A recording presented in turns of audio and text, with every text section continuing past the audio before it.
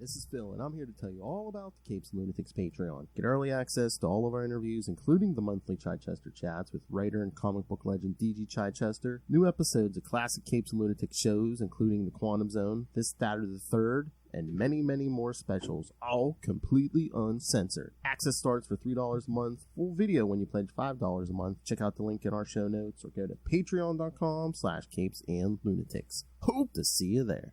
Hi, this is Jeff Johnson. You are listening to the Capes and Lunatics podcast. You ready for a shocking look at the future, kids?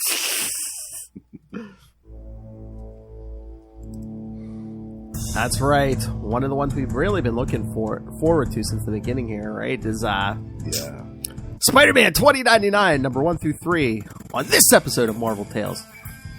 With myself, Phil, and of course, no, he's not a hologram. He is real. It is. Justin the Owl. Nice. Coming from the future, the year 2099. And I was talking about this with Lilith this morning. I said, this is going to be a little better than when you made Russell do that Hulk 2099. Oh, poor Russell. Oh, I don't think... I still have a lot of making up to do for that. I don't think Lilith has like too much love for the 2099 stuff, and I'm like, you have to admit, I'm like, man, leaps and bounds, Spider-Man 2099 is much better than Hulk. She's like, oh yeah. Yeah.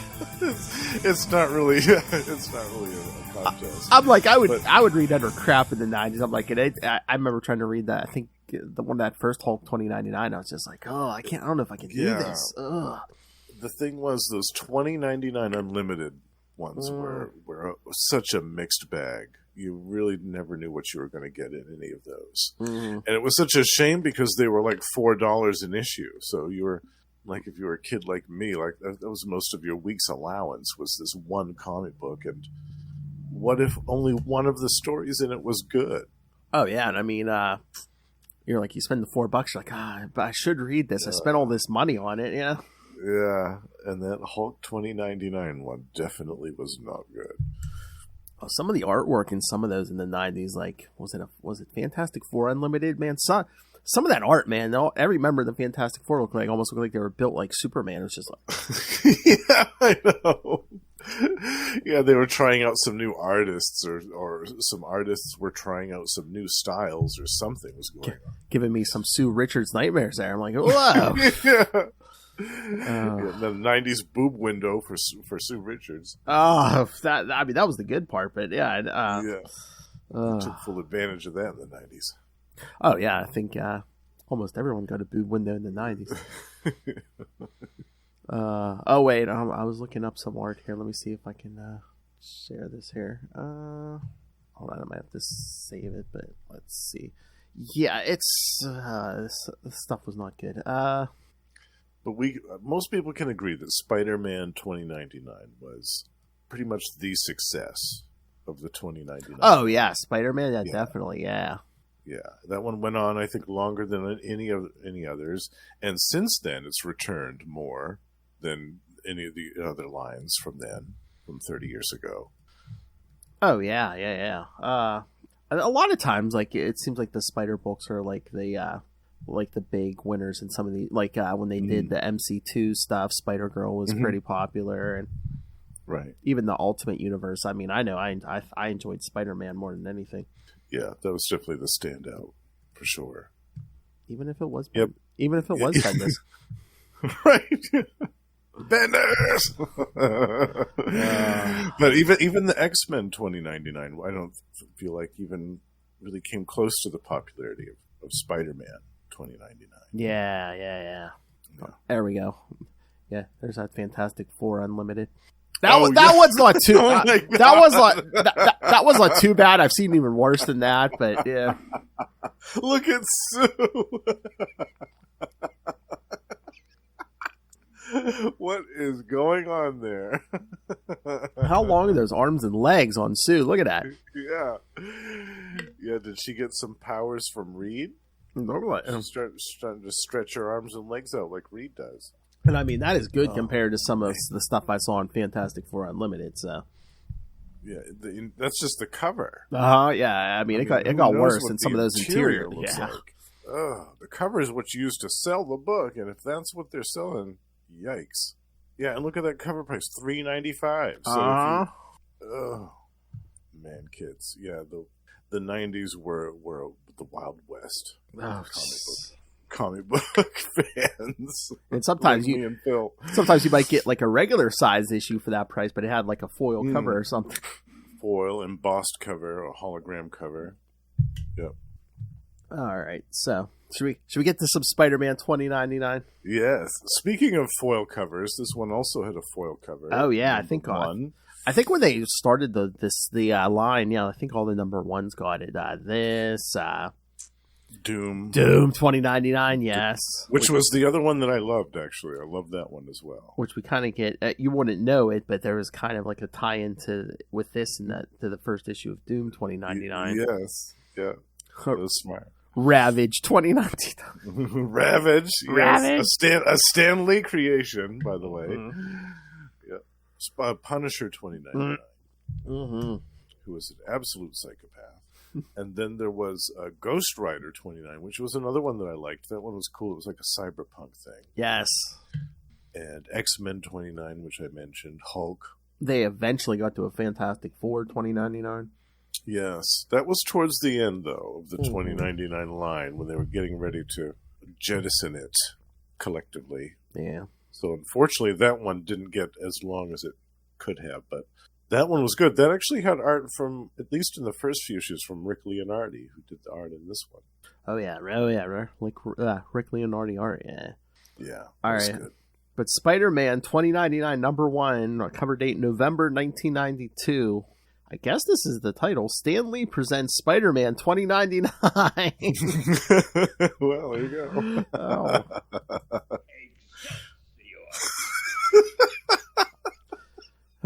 Writer Peter David. Yeah, that's right, kids. The man who called Charlie Desser a dumbass. Peter David. Penciler Rick Leonardi. Inker Al Williamson. Color Steve Buccellato. Letterer Rick Parker. And editors Joey Cavalieri and Sarah Mossoff. All right, let's. All right, New York. I feel like an episode of The Golden Girls. Picture it, New York, 2099.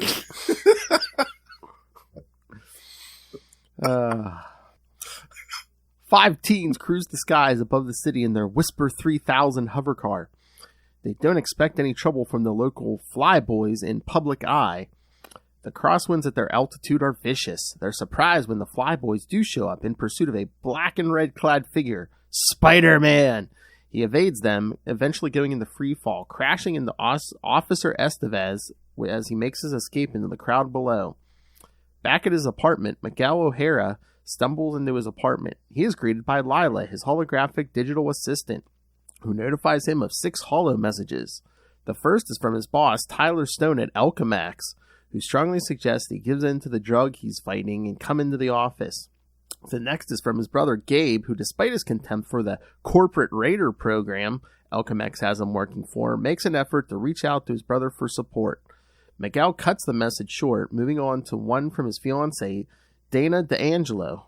Her right eye is swollen shut. She says the night she saw him strung out on drugs was one of the scariest of her life. But no, she's even more frightened for him. He seems to have just dropped off the face of the earth. Miguel cuts off the recording and doesn't bother to watch the other 3 she left. Even Lila notes his unusual behavior as not within normal programming parameters. He comes and goes at different hours. His heart rate is up. He hasn't made an entry in his journal in 5 days. Miguel decides to rectify that last point by recording all that has led up to his present condition, beginning in the laboratories of Alchemax. Miguel O'Hara, one of the corporation's great hopes, a genius given the full university treatment by the corporation itself, has been installed as the project head of a new genetics program. This led to friction with the higher-ranking Aaron Delgado, who saw Miguel as an arrogant, spoiled, and lacking any respect for the existing command structure. Miguel certainly had no respect for Delgado, who he treats like an idiot, but felt entirely justified by the remarkable progress of the project. They had had remarkable success in altering the genetic structure of test animals, and he had even found some quality research material for inspiration. Miguel introduces Aaron to a foul on Spider-Man, one of the greats of the turn-of-the-century age of heroes, and with the proportionate strength, speed, and agility of a spider, a perfect example of what the corporate raider program hopes to achieve through genetic engineering. Unfortunately for Miguel, Alchemex is interested in results. Quickly, Tyler Stone makes a trip to the lab in person to introduce the researchers to Mr. Sims, a convict who volunteered for the program in exchange for a commuted 40-year sentence. I found that interesting. Instead of like throwing people in prison, they just age them, whatever their sentence was. 40 years, though. Oh, that's still pretty rough. I know. I mean, depending on how old you are, they might be like, you didn't make it, man. Yeah. I mean, say you're 40, the age of 40. Yep, exactly. Yeah. Oh, I don't know if I'd be willing to take that risk. I know. Miguel protests that they are nowhere near ready for human test subjects, but Stone and Sims both insist that he give his best effort. Miguel starts with the simplest genetic modification he could devise, which would ideally give Mr. Sims augmented strength. You really want to give that to a convict? Okay. Yeah, great idea. He is partially successful. When Miguel opens the transformation chamber, only a horribly disfigured creature remains, but it breaks its bonds effortlessly and nearly chokes Miguel to death before falling dead from shock. Stone is prepared to call the results very positive. Miguel is prepared to resign. At first, Stone appears to accept Miguel's decision. He even offers Miguel a goodbye toast of vintage 1994 wine in his office and tells him that any company that calls asking about him will only get the most glowing reviews. He does, however, see a problem with how Miguel will acquire Rapture. You see, Rapture is a legal mind-expanding hallucinogenic drug sold only through Alchemex. Outrageously expensive, it also bonds to the user's genetic code, making the withdrawal symptoms lethal. Stonich has doped Miguel's wine with Rapture as a parting gift. In a stupor, Miguel stumbles out of Stone's office. By the time he arrives home, his trip has turned nasty. He enters his apartment. He lashes out at his fiancée, who appears at first to be some sort of monster. Miguel is sorry and explains the situation to her. Even if he chooses not to be a slave for Alchemex, he will still be a lifelong addict. Miguel sees only one chance to escape his fate. He had saved his genetic structure to use as a sample in the corporate raider program. He had been imprinting his structure on the apes, but if he can survive the process, he might be able to revert back to his pre-drugged genetic structure. As he seals himself into the transformation chamber lab that night, Miguel believes he is alone. In fact, Aaron Delgado had been watching unseen and decided to take this chance to rid himself of the arrogant upstart. Wildly changing control settings, Delgado never notices that he sets the machine to merge Miguel's unaltered DNA with that of a spider. Overriding all safety warnings, Delgado pushes the machines beyond their normal limits and they explode violently. Afterward, Delgado is surprised to find Miguel has survived and is stumbling or dazed around the lab. Delgado decides to play off his involvement in the accident, telling Miguel that he's going to pay for damaging so much Alchemex equipment, and notices too late what kind of fang-clawed creature Miguel O'Hara has become. Dramatic cliffhanger ending number 1. And not only was this the first appearance of Spider-Man 2099, this was the first appearance of Earth 928 and the Marvel 2099 continuity, kids. Yes, Earth 928 begins here. That's right. But yes, several years ago, was it 2017? Yes, like I said, Charlie Esser and I did have a chance to talk to Peter David about many things, including Spider-Man 2099. Nice. And he told us how he got the job. It's like, they were Marvel was asking creators, send us pitches for Spider-Man 2099. Everyone's sending in pitches for, it's Peter Parker's grandson or, whatever. Oh, yeah.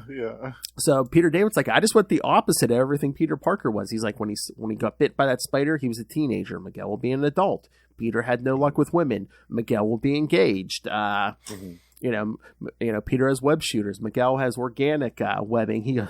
That's what he said. He goes, this movie's owe me money. He goes, I came up with organic web shooters before anybody. Yeah, and Miguel has a really good job. Yes, exactly. A nice apartment. He pretty much is like, I just went the opposite of everything. Nice. It worked. I love that. And at the time, Peter David was already writing The Incredible Hulk. Yes. X Factor. Was he doing X Factor as well? I think it was. I think it was around this time. Yeah. So this would have been the third monthly book he was writing. Damn. we talk about writers now having a lot on their workload, but also back 20, 30 some odd years ago, there were a lot of writers that were doing 2 or 3 books at a time. I remember for a while Bill Mantlo was doing a ton of them every month. I know. In the 80s. Yeah. Hold on, I was looking this up. Yeah, he started on X Factor in 1991. So yeah, he was already writing X Factor too. So right, yeah. So yeah, that would have been at least 3 monthly books. That's crazy. I love it. That's nothing compared to what they pal on some of these people these days. 5 or 6, yeah, that's nothing. Oh yeah, and Miguel does say in this issue that the transformation chamber is based on the transportation chamber from The Fly, the movie. Yes, I noticed that. Yeah, and of course, Lila resembles Marilyn Monroe. Mm-hmm. Lila, aka Siri.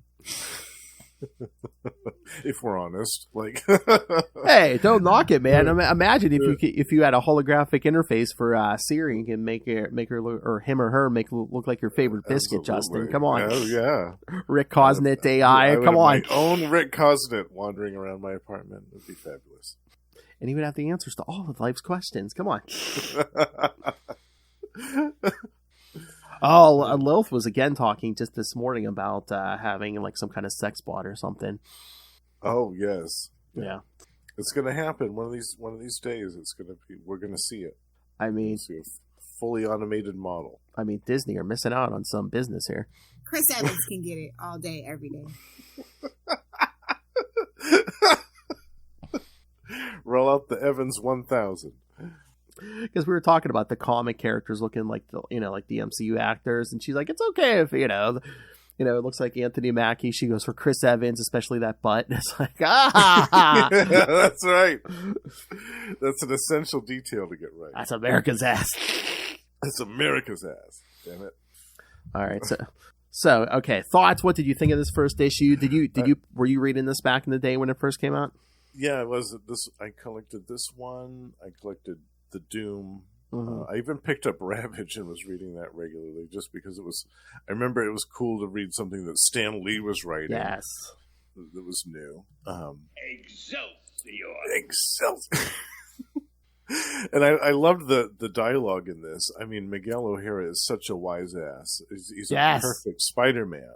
Like some of these one-liners, like there's one part where he was talking to Aaron in the flashback, and he goes, otherwise we'd lose you. Now we're taking it nice and slow so that you can follow along.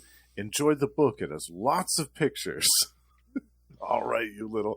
And then Tyler Stone comes in, and he says to Miguel, he goes, Mike, if my father were alive today, you know what he'd say? And Miguel goes, help, get me out of this coffin.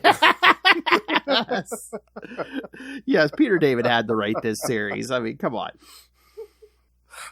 That helped get me out of this coffin. I'd forgotten about that line when I was rereading this. That made me laugh out loud. I was like, oh, I love it. It's definitely a Peter David line. It's fantastic. Eventually, we're going to have to do more-ish. Eventually, we're going to have to do this whole series because, there are some good dialogue. I would love to cover the whole thing. Yeah, I would love to cover the whole thing of this. And just the whole twist with his sleazy boss drugging his wine with Rapture. I mean, it's a perfect setup for this series because you get your villain right off the bat. You can see how nasty they are, and you can see how it was that Miguel was forced into this situation. Like he had no choice in the matter about any of this stuff. Oh yeah, this was his work that they were kind of perverting to do something pretty sinister with. And I mean, later on they reveal there's even more twisted stuff happening behind the scenes too. Which I mean, was it like issue 25? Yeah. Oh right, yeah. Tyler Stone has the even more ulterior motives. So yeah, the whole thing is nuts. And the artwork's great in this issue. Oh yeah, Rick Leonardi. Yeah, it's so good, and I love the design of this costume. Like this is one of my favorite costumes. The Spider-Man 29 one is so good. And I can't wait to see it now, guys. He's going to be in Across the Spider-Verse. I can't wait to see that one. Yeah, that's going to be great. I can't wait for that. I just hope they don't make him like a bad guy. You think they would? I hope not, but it seems like maybe it's just a big misunderstanding, but it seems like he's fighting with Miles and like a lot of those previews and stuff. Mm. It could be like the traditional superheroes have to fight for 2 or 3 minutes when they first meet. Yeah. Type of situation. I'm hoping that's all. Yeah, because we don't want Miguel to be a bad guy. No, he's. Oh my god, I want a Spider-Man 2099 spinoff somewhere. Absolutely. Let's see another one of those. All right, you ready for the next issue? Yeah, let's move on to number 2. All right, so but going through that synopsis, man, that was a lot of happened in a first issue. And it didn't seem like it was oversized. It seemed like a regular size issues, but it was. Yeah, all those number 1s were regular size issues. Yeah, they packed a lot of story into all of them, though. Modern comics could never. That would be like 3 to 6 issues in modern comics. Absolutely, that'd be enough to fill a trade paperback. Just the flashback would be one issue. All right, Spider-Man 2099, number 2, December 1992. Nothing Ventured. Remember that title before we get to the next one. Same team. Is it same team? Oh, well. Oh, wait. Maybe colorist, I think, is different. Noel Giddings on colors. I think everyone else. Colorist. Yeah. Back at his apartment, Miguel O'Hara continues the story of his strange transformation for his holographic digital assistant, Lila. Though he had been changed, he was so numbed by the experience that it hadn't quite registered. He stared at his hands, his vision too out of whack to see them for the claws they had become. There was a buzzing in his ear, which he still couldn't quite make out as the voice of Aaron Delgado. Unbeknownst to Miguel, the older, higher-ranking Aaron had just sabotaged the genetic template process Miguel had just undergone in an effort to do away with the young upstart. Fearing for his life, Delgado pulls a gun on the now monstrous scientist, but Miguel manages to leap effortlessly away from the blast. Miguel is barely able to recover his ability to speak before a stray blast hits a large container labeled Danger. The resulting explosion punches a large hole through the Alchemex building and sends the 2 men flying. Miguel manages to catch Aaron by his arm, holding him stories above New York. Miguel holds as tight as he can, but Aaron resists, claiming his skin is being flayed from his arm. Finally freeing himself, Aaron Delgado falls to his death. Confused and horrified, Miguel finally notices that each finger is tipped in a razor-sharp talon. Talons, heightened vision, leaping like a spider. Dear Lord, the spider program. I'm a freak. This startling revelation is interrupted by the heavily armed squad of public eye security agents who have Miguel with his face covered in their spotlights. Preferring death to being a freak, Miguel leaps from the building just before the agents open fire. As he falls, Miguel just hopes to die for all of 3 seconds. What am I, nuts? Miguel screams for help, grasping at the building's smooth metal facade. Miguel manages to dig in his claws, slowing himself, and finally comes to a stop when talons on his toes dig in as well. Resolving not to look down, he begins a slow descent. As more public eye and fire control arrive on the scene, Miguel looks on from a nearby rooftop. Aaron's bumbling attempt at homicide has left Miguel a monster, and now he doesn't have the guts to finish the job either. With public eyeballs crawling everywhere, there's no chance for escape, or so it would seem until he hears a strange voice from above. "Repent! Repent, all of you! Repent, tyrants of Alchemex!" yells a man dressed as Thor from his personal glider. The man is a Thorite, a devotee of the Church of Thor, heralding a new day when Thor will return to smite the frost giants of industry.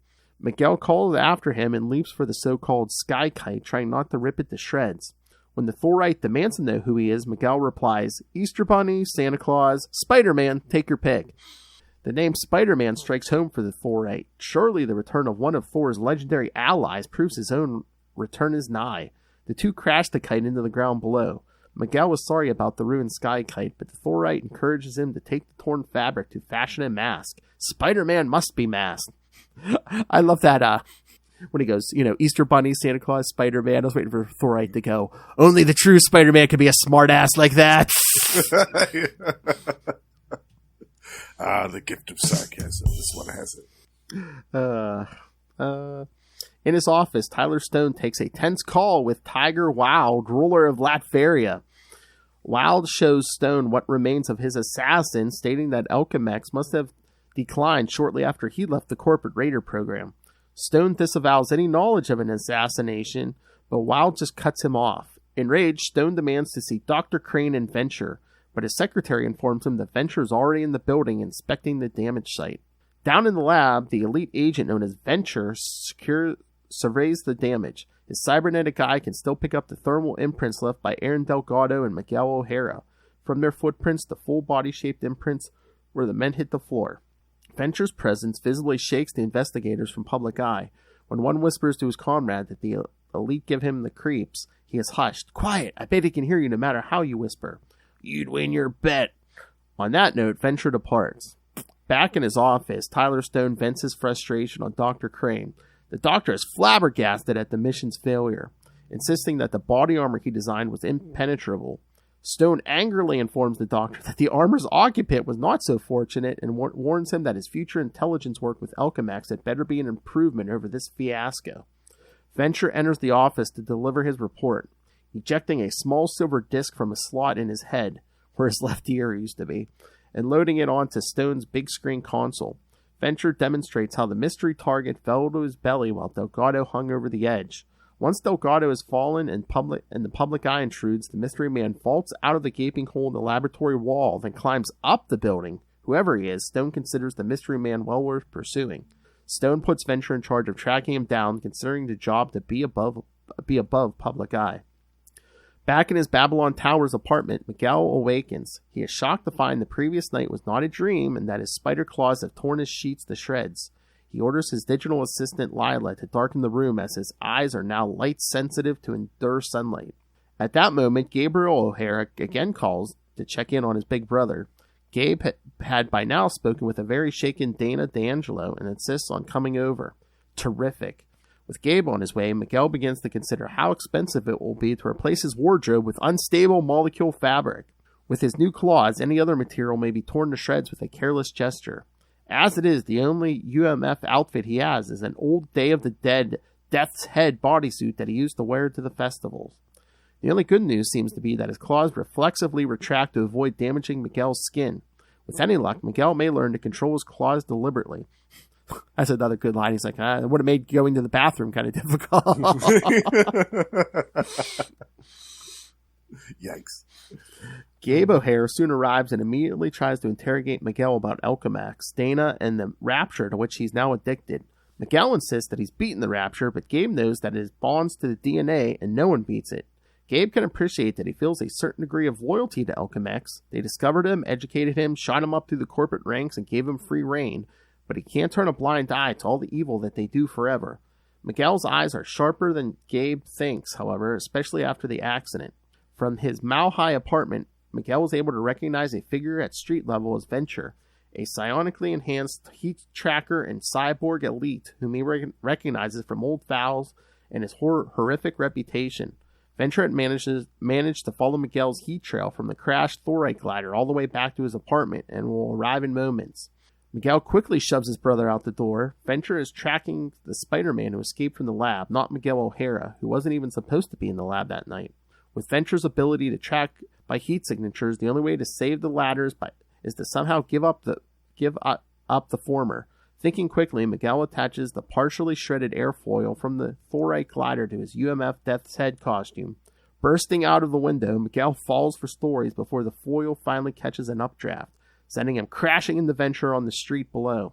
With Venture knocked down and flat-footed, Miguel tries to find something to say that will shake the seasoned combatant, something that doesn't reveal how terrified Miguel is. Hi, that wasn't it. I love that. That was a great way to close that issue, too. Yes. Right before that battle, he's like, hi. Hi. Hi. Oh, yeah, like I said, Tyler Stone's call with Tiger Wilde is seen in more detail and from Wild's End in Doom 2099, #1. Yes, you get to see the other end of that conversation. Yep. Yeah. I love when Lila's trying to cheer Miguel up, and she's like, here, I have so many different appearances you haven't tried yet, and the last one's Aunt May, and he's like, kill that one. Oh yeah, kill that one. That was so funny. Yeah. Does Peter David have issues with Aunt May?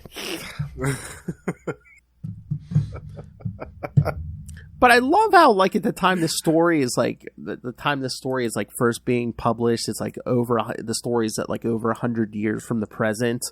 But meanwhile, we're still pulling CDs out of guys' heads to stick in the computer. Yeah, they're still using CDs. I love it.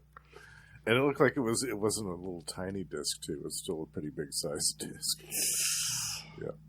But there was a lot of great dialogue in this one too. Like when Tyler Stone says to Venture, he goes, Venture, you've arrived finally. And he goes, I do everything finally. It's fantastic. And then when Miguel's brother Gabriel comes over, and he's giving him the business, and he goes, look, I know you're short-tempered. Me too. When you're half Mexican, half Irish, you're not going to be Mr. Sweetness and Light.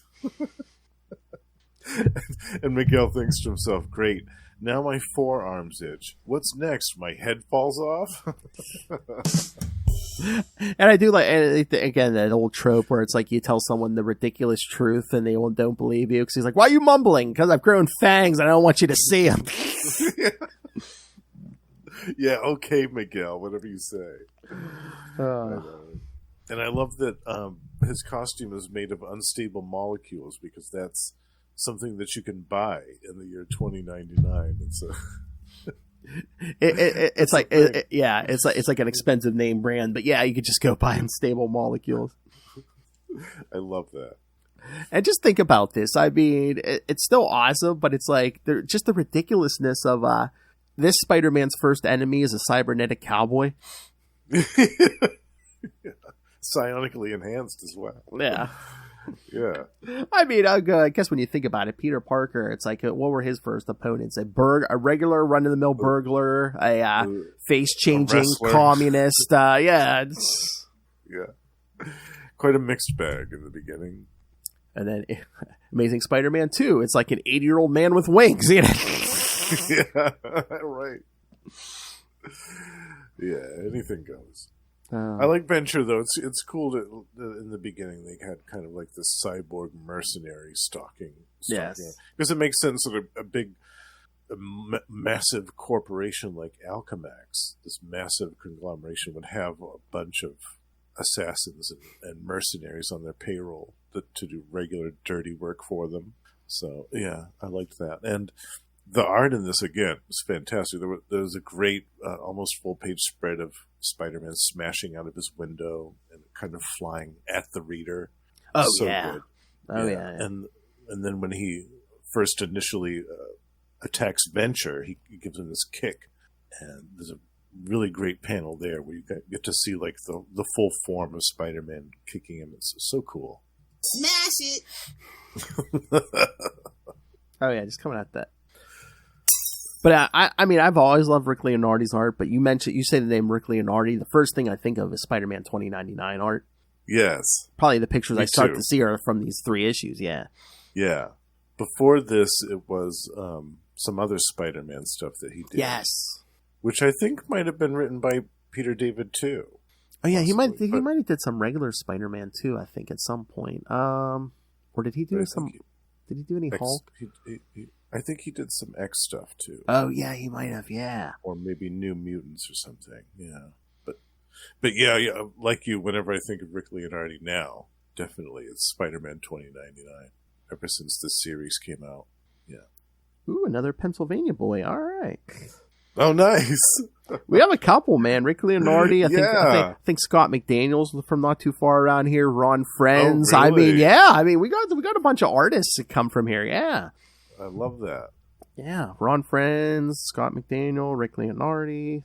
And who was it we were talking about? Mike Manley? Yeah. Near you, the artist. Oh, yeah. Quasar Maybe, and yeah. Batman and Dark Hawk and all that.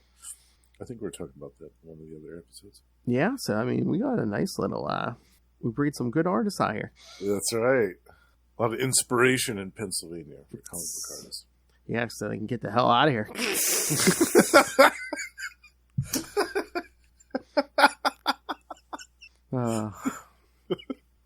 I shouldn't say that. You can say that about anywhere in the United States these days. Absolutely. Absolutely. No places. I would move down to Australia with Ray, but I hear you can't get a decent log box to save your life down there of back issues. Decent back issue bin to save your life.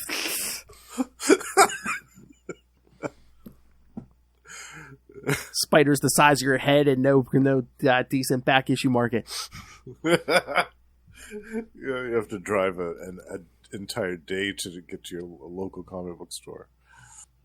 Oh God! We don't have back issue. We don't have any back issue market, but can I interest you in a koala burger? No. Dude, he told me he's eating kangaroo. Oh, really? Uh-huh. Well, I think that's our version of beef down there, you know? Yeah. Or like exotic, like bison or something. Some exotic meat. I know Lilith was talking a few years ago about eating some gator. I don't know if she ever did or not. Oh, dinosaur meat. Yeah. Well. Let me get a ride on your alligator back, bro. With some soy sauce. Down in Florida. I better be nice, man. She's going to be within, again, 3 weeks. She could be in striking distance here. That's right. You're going to have to wear full body armor so she can't hit you. She's going to backhand me. I wonder if my wrist is ready for that. All right. Should we get to the last issue? Yeah, number 3. Yes. Let's see what happens with Venture. All right. So Spider-Man 2099, number 3, January 1993. Nothing gained, remember? Issue 2. I swear to God, Peter David is the guy, he probably named this guy Venture just so he could make the joke. Probably. I'm only going to use him for a couple of issues. What the hell? Same team as issue 2. Here's the beginning. Miguel O'Hara continues to relate the strange story of his origin as the Spider-Man of 2099 to his holographic digital assistant, Lila. Miguel had just managed to get the drop on Venture, a cyborg elite sent by Alchemax to track down the mysterious Spider-Man who had escaped from their laboratory. Before the battle can begin in earnest, a band of Thorites insert themselves between Spider-Man and Venture. The Thorites are great. Only Miguel knew what Venture was capable of and knew enough to be afraid. As Venture effortlessly tosses the attacking Thorites aside, Venture continues to threaten Spider-Man. As he lunges at Venture, Spider-Man says he just wants to be left alone. Okay, Hulk. Venture dispatches the inexperienced Miguel as easily as he had the Thorites. With his right arm completely nerve-numbed by Venture's rod. Shut up wherever you are, Lilith. Shut up. He knows he has no chance. The last time Miguel was in a fight, he was 6 years old and badly beaten. He has no chance against Alchemax's top gun. Miguel was trying to decide between buying time to heal and genuinely surrendering when a young Thorite dressed as Boulder rushes Venture from behind. His patience gone, Venture throws the youth to the ground and impales him. Enraged, Miguel again rushes the cyborg, this time using his spider powers to dodge Venture's attacks. Miguel starts to come to his senses. So far, Venture's been using his fearsome reputation and incessant talking to keep Miguel distracted. But Miguel needs to carry out his original plan. Only by backtracking through his own apartment can he be certain the Spider-Man's heat trail can't be associated with Miguel O'Hara. Venture follows after the apparently fleeing Spider-Man, passing Gabriel O'Hara on the way back to Babylon Towers. Spider-Man races up the elevator shaft a split second before Venture rattles it with explosive blast from his cannon, and is only meters ahead of Venture when he breaks into his apartment and says, "Lila, listen, I want you to point there." Miguel just gestures to the broken window and repeat after me, "There was a horrible man in black and he went through there." The Spider-Man is through the window just as Venture enters the apartment. Sure enough, Lila repeats as she is told, and Venture takes the ditzy digital assistant for her word. Venture pursues Miguel through the city on his rocket boots, getting tired of firing near-miss warning shots and wondering if bringing Spider-Man back in one piece is really worth the trouble. Miguel manages to circle around and blindside Venture, but the cybernetic hunter soon recovers and entangles the hero in a molecularly dense body wrap. With the spider caught in this web, Venture has no trouble bringing him back to Alchemax. Back at Miguel's apartment, Gabe returns to check in on his brother. He's obviously worried about the exploded elevator, shattered window, and door that's been ripped from its hinges. But Lila is little help in figuring out the strange scene. Meanwhile, hold on, I lost my place. Meanwhile, Venture calls Tyler Stone to inform him of the catch. Unfortunately for Venture, Miguel chooses just this time to cut himself free with the talons on his fingers and toes. Miguel uses those same talons to take out one of Venture's rocket boots. With the pair wrestling in freefall, Venture has truly run out of patience and decides those talons would be easier for Alchemax to examine once he's ripped off Spider-Man's arm. They're both surprised when webbing sprays out of Spider-Man's forearm, blinding the cyborg. The two crash into traffic, giving Spider-Man a brilliant idea. The magnets that keep the maglev cars aloft can also be used to propel Venture's metallic body into the next county. Flipping the car with superhuman strength, Miguel manages to rid Venture of his cannon, but the hunter remains rooted in place with his rod. Shut up, Lilith. The two brawl, and Miguel manages to immobilize Venture by tearing away half of his robotic leg with the talons on his feet. When the cannon drawn back by the magnetic harness on Venture's back, strikes the cyborg hard from behind, Spider-Man uses the opportunity to drive the electrified rod into the exposed wiring in Venture's foot. Venture dies in a pyroclasm of burning flesh and circuitry. As Miguel finishes retelling of his tale to Lila, there's a serious knock at the door. It's Tyler Stone demanding to speak to Miguel about Spider-Man. Another cliffhanger. Oh, God. Publication notes. Editor-in-Chief Tom DeFalco is credited as Alchemix C. Nice. I like that. All right. So, thoughts on this? I love this one. Yes. We have some more beautiful full-page spreads by Yes. Rick Leonardi in this one, which are gorgeous. One where it's Spider-Man just kind of in action, kind of flying through the air, and another one also in action of him hitting Venture, and he goes right here, and he punches him in the face. That's just a fantastic full spread. These issues are definitely good to have for physical, for floppy. So you really enjoy this artwork, yeah. But I love the part where where Venture's chasing him through the apartment, and Lila repeats verbatim what. Yes, because after he gives her the What instructions, he says, "Good, got it, good Lila, good girl," and then here she repeats that. Yeah. Yeah. Okay, Lila, good girl. I thought that was so clever and so funny. That's Peter David. Yeah, totally. And just the whole twist with them wrestling in the air and him grabbing the arm and the webbing coming out. I thought that was also a very clever way to kind of introduce that ability, because Miguel obviously wouldn't have any clue like what Spider-Man's original powers were or how they worked. So he wouldn't even know that he had that ability until it just kind of happened. Yeah. Under duress, as it were. I know. When it comes out, he's like, really? He's like, webbing. He's like, what next? I'm gonna start getting hungry for flies or something. Yeah. Yeah. And I love too how he doesn't mess around at the end. Like he basically kills Venture. Oh yeah. Takes that rod and jams it right into his leg and electrocutes him to death. This Spider-Man doesn't mess around, folks. Yeah, this ain't Peter Parker, man. He's willing to kill him Absolutely. I remember being surprised by that the first time I read this back in '93. I was like, "Oh wow, he just killed that dude!" Wow. But again, too, he could also claim self-defense. I mean, absolutely. He's come down to, I'm going to rip your arms off, and he's already killed one bystander. So it's right. Yeah.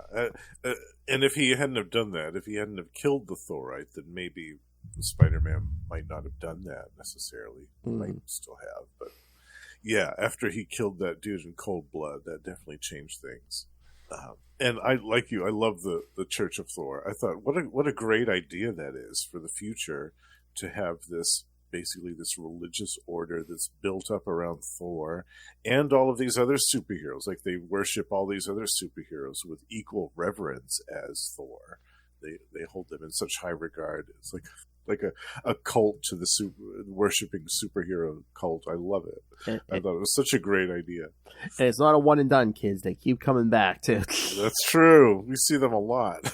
And not just in this book. They're all over the 2099 books. Oh yeah, isn't that like the first crossover? It's like supposedly the gods come back. Yeah, it's like Spider-Man, Doom, and Punisher crossover. Yeah, they're trying to rebuild the Pantheon, the Asgardian Pantheon, with new blood, and it doesn't go exactly according to plan, as you can imagine. Okay, the most important question. So how many people do you think are trying to have sex with their digital assistants in 2099? All of them. At least 95% of them will say. And if you can customize them, you know there's not an ugly digital assistant anywhere on the planet. Yeah. I want mine to look like Roseanne Barr, damn it. Oh my god. Yeah, no. Yeah, they're all going to be gorgeous. Oh, that's going to be that. That would be the thing in the future, like celebrities selling their likenesses and stuff. Yes. Yeah. And musicians selling their holograms for unlimited concert performances. Yeah. Could you imagine?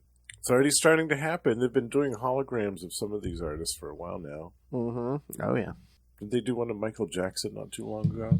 Oh, yeah. And then, but like however long back, was it like Tupac or something? Or Yeah, I think so, yeah. Yeah. And I love, too, how they kind of foresaw things in the 90s about how corporations are basically running everything in the future. You have Alchemax that has this legal, quote-unquote, legal drug, this legal designer drug that's super addictive and bonds to your genetic structure. But you can only get it from them. Right? But somehow it's legal. I mean, why would you take something that you know is gonna like bond to your DNA and you're gonna be addicted to it for life? I mean, in the real world right now, I think they take stuff and they think, oh, I'm not gonna get addicted. There's a chance I'm gonna get addicted. But if you know 100%, you're gonna get addicted. Why would you take that? Yeah, and especially if it's super expensive as well. Yeah, it's different if it's cheap. Yeah, that's more of an allure for people. Obviously, if it's addictive and it's cheap, that's a perfect combination. But maybe it's a rich person if you get something super addictive but super expensive at the same time. I don't know. Maybe they had a different clientele, Alchemax, for the Rapture drug. Probably. Yeah, it's all Wall Street traders, interior designers, unstable molecule fashion designers. That's right. I bet that guy from the She-Hulk miniseries that was designing all the costumes, I bet he had unstable molecules in the wardrobe. Yeah. Oh god. Doesn't get dirty, doesn't rip. That, what, those have to be expensive if they don't wear out, if they don't rip and they, Yeah, they have to. I mean, if they last a lifetime, that crap's going to be expensive. Yeah, definitely. And I love how Miguel wore that to the Day of the Dead. Yeah, well, it definitely looks like a Day of the Dead outfit. Hey, party hard, man. I needed some unstable molecules. I'm like, what were you doing down there that you needed unstable molecules to go party, This is Day of the Dead or Burning Man? Oh, you don't want to know the things I've done.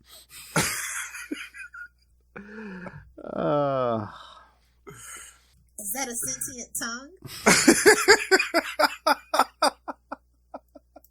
Anytime I play that anymore with her, I'm just like, okay, Justin, I hear you.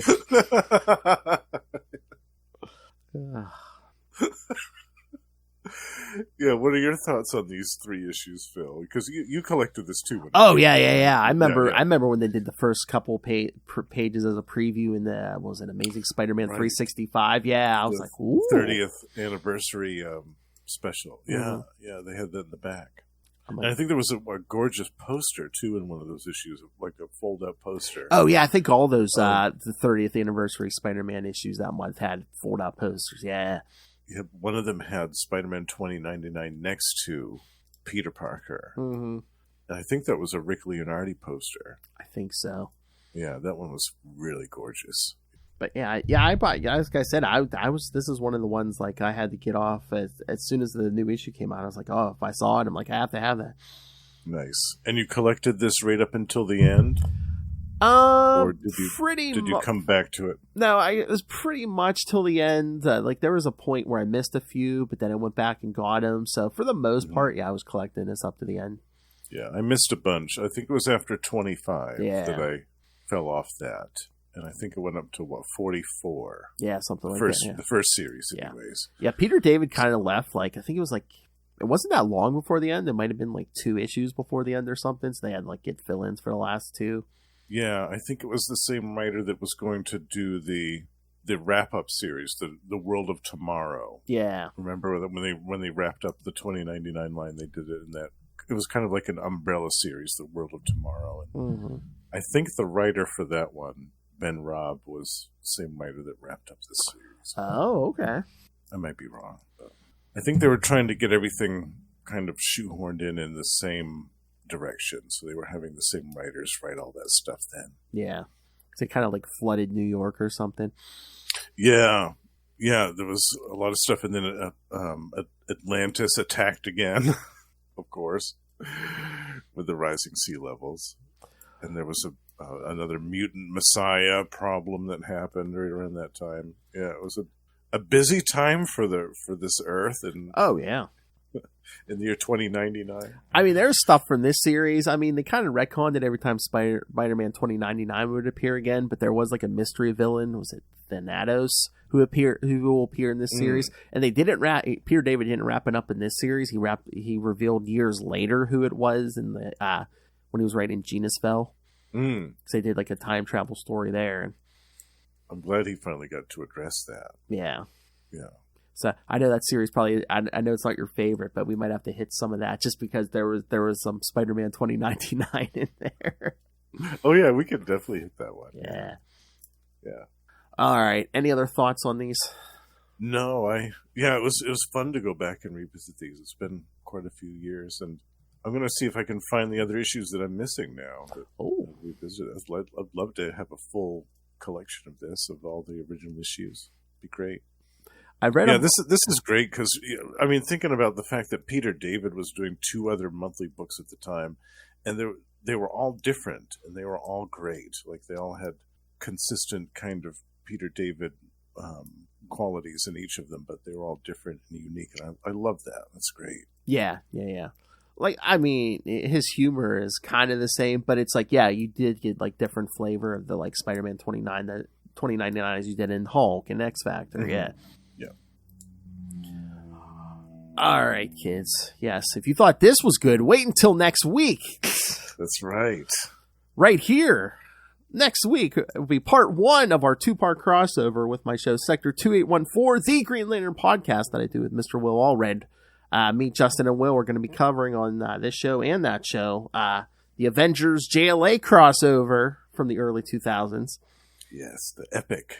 Oh my God. Crossover. I didn't even do the reread yet, but I was just like flipping through the pages, all that glorious George Perez art, and I was just like... It's some of the best ever. It really is. Just like teasing myself before I reread. I'm like, oh, I forgot. Ben Grimm in the Batcave. Yes! Oh, man. I forgot so much about much that. To love it. I know. It's been a while since I read that. I'm like, it's going to be almost reading it all over again. Yeah, totally. I'm so excited too. Yeah, it's going to be great. And we'll see if she keeps her word. But Lilith Hellfire was mentioning that she may send in feedback for that episode. Oh, or excellent. At least, yeah. It'll be nice, yeah. Oh, yeah, I'd love to hear her thoughts on that. I told her she was welcome, but I don't know if she could take all this testosterone. A whole 3 white nerds, kids. All old too. It's pretty sad. All in the same age range. Yeah. All old men. Will's older than us. I'm like, oh.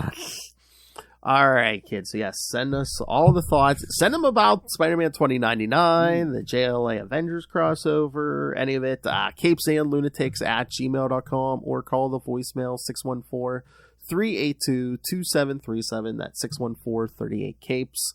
And remember, you can do all your one-stop Capes and Lunatics at tubespace.io/Capes and Lunatics Podcast Network. That's tubespace.io/Capes and Lunatics Podcast Network. Get merch, social media, see episodes, videos are up there.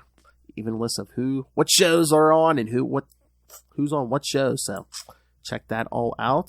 And if you want more excellence in podcasting, go check out this man. Not only is he here every week, not only is he on We Are the Night, the Batman podcast. Ray's favorite show, over on Capes and Lunatics Sidekicks once a month. He also does other podcasts, So, Justin, what are those podcasts?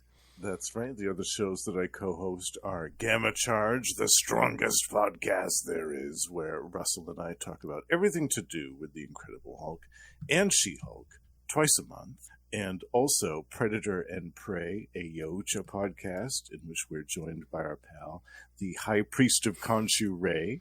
And we talk about everything to do with the Predator, films, action figures, comics, movies, books, all kinds of stuff. Tomes of Evil, a comic book supervillain podcast, is going on hiatus again shortly, but we are doing a couple more episodes before that wraps up. So there will be at least, I think, 2 or 3, maybe 4 more before the end. Yeah. So we're going to put that one to bed for a little while, but we have another show coming to take its place, and I'll keep that one a surprise until we have that off the ground. Yeah, we're going to do some recording for that later this month. And last but not least, the Lost Library of Legends, my quote-unquote solo podcast, should be ready sometime this month, March, I think, hopefully, by the end of the month. Fingers crossed. Nice.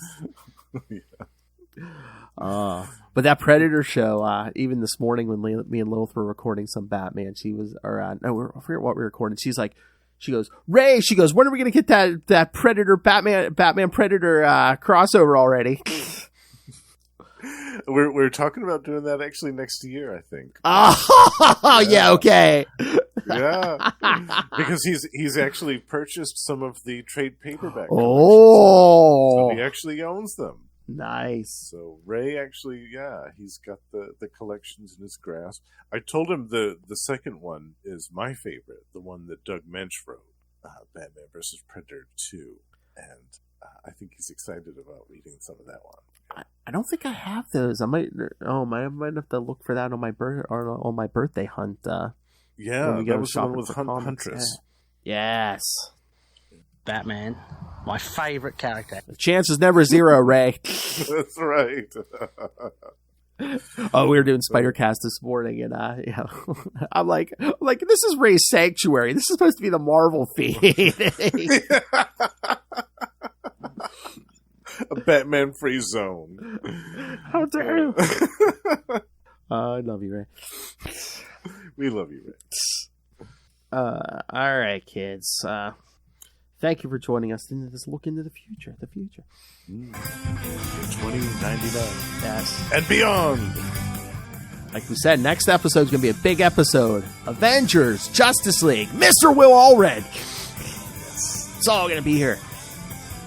George Perez art. Kurt Busiek. Yes. Yeah. Good stuff. Everyone shows up. Galactus. Everybody. Literally everyone. All right, come back next time. I hope you enjoyed this episode, and if you didn't, shock you. We're going to shock you. What the shock?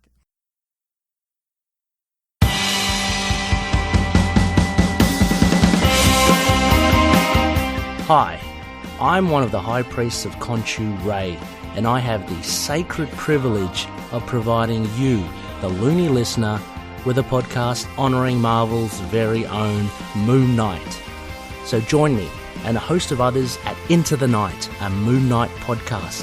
Follow us on Facebook, Twitter and Instagram, or support the show by becoming a Patreon member. Into the Night, a Moon Knight podcast. It's time to get your Khonshu on.